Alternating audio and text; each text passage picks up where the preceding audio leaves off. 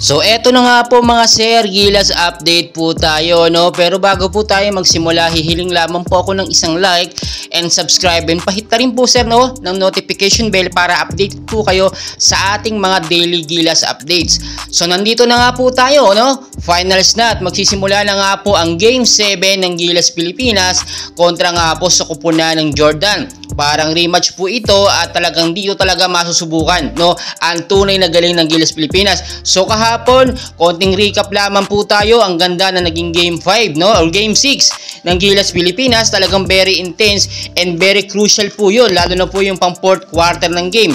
Lahat naman po siguro tayo ay nakapanood at talagang binantayan natin yung naging laban ng China kontra sa Gilas Pilipinas, no. Ang akala po natin matatalo na tayo dahil ang laki na talaga ng lamang ng kupunan ng China sa atin at tila nahirapan na tayong humabol. First quarter pa lang talaga nakita naman natin 11 points na agad yung lamang nila under 6 minutes of time, pero 2 points lang yung naging lamang nung natapos yung first quarter ng game. So talagang nakita natin doon yung pusong Pinoy ng Gilas Pilipinas na kahit sobrang laki na ng lamang ng kalaban ay kaya pa nating humabol. Yun po yung tinatawag natin kumbaga sa Mobile Legend, greatest or epic comeback po ang nangyari. So congrats po sa ating Gilas Pilipinas dahil nanalo tayo kahapon sa semifinals, no, kontra sa kupunan ng China. At masakit man sa part ng China na natalo sila, pero ganun po talaga, kailangan nating manalo syempre para makakuha tayo ng gintong medalya. So recap po tayo, no, sa mga history din ng Gilas Pilipinas.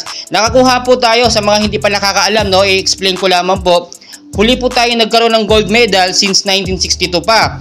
At ito nga po, gold medal natin sa 1951, 1954, 1958 at last na yung 1962. Naka-silver medal naman tayo noong 1990. Bronze medal naman po noong 1986 at 1998. Ang coach po natin yan, si Coach Tim Cona. So ito po ulit yung isang pagkakataon natin para magkaroon or maibalik yung gintong medalya sa atin, no, since 1962 pa sa magiging final game nga po kontra sa Jordan. Kahit po sure na tayo sa silver medal, syempre nag-i-aim po tayo sa mas mataas at yung gintong medalya nga po yun. Kung makikita po ninyo, no, talagang maganda ang sistema ni Coach Tim kung hinahangaan talaga. Dahil din doon, nagkakaroon ng magandang rotasyon ng mga player na ilalabas nila yung potential nila sa mga laban.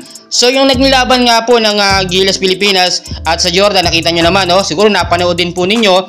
Nagbago po kasi doon yung first 5 ng Gilas Pilipinas, which is Scotty Thompson, Junmar Fajardo, Calvin Obtana, Japet Aguilar at si Justin Brownlee. So yun na bago lamang po doon, nagdagdag ng big man itong si Coach Tim Con sa Game 3 nga kontra sa Jordan. Instead of Chris Newsome, ipinasok niya po si Japet Aguilar. Siyempre binago niya yung sistema pero hindi po yun naging effective.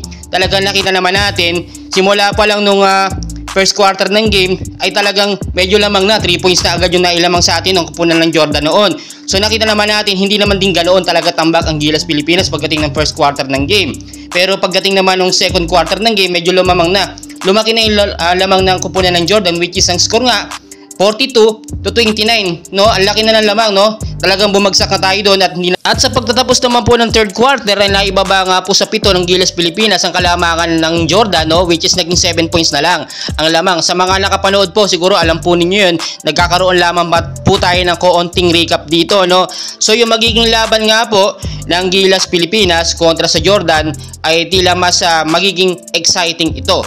Bukod po sa finals na ito, dito po magkakaroon ulit ng rematch, no? Makakaharap po ulit ni Justin Brownlee, eto nga pong malakas sa player ng kupunan nga po ng Jordan, si Ronday Hollis, no, Jefferson, at talagang pangbato ito nila, ito pang malakasan nila ito, Alocobi nga, no, ang datingan. So talagang kinakailangan ngayon magkaroon tayo ng full support sa Gilas Pilipinas. Nakakadagdag po yan, hindi po kasi pwedeng i-bash natin ng i-bash, konting pagkakamali lang, dapat po, no, suportahan natin. Wala nang lugar ngayon sa bashing dahil nakita nyo na patunayan na ng Gilas Pilipinas, manalo man or matalo, nakagawa na ulit ng another history ang Gilas Pilipinas natin dahil makakakuha na tayo ng gold medal kahit matalo tayo dito nga po, no, sa final games. Sure ball na nga po tayo, no, sa silver medal. Biruin po ninyo, since 1998 pa yung pinakahuling medalya natin, ngayon magkakaroon pa tayo. Pero syempre ini-aim natin ang gintong medalya para sa bayan at deserve talaga ng mga player na magkaroon ng ng bonuses, no? Kapag nakakuha ng gintong medalya dahil achievement yan para pahalagahan natin yung ating mga player para sa mga susunod na tournament ay mas galingan pa nila. So mga kapatid, patuloy ko po kayong i-update and please, maraming salamat po. Huwag niyo pong kalimutan mag-like and subscribe, no? I-update ko kayo bukas po ang final game ng Gilas Pilipinas kontra sa kupunan ng Jordan.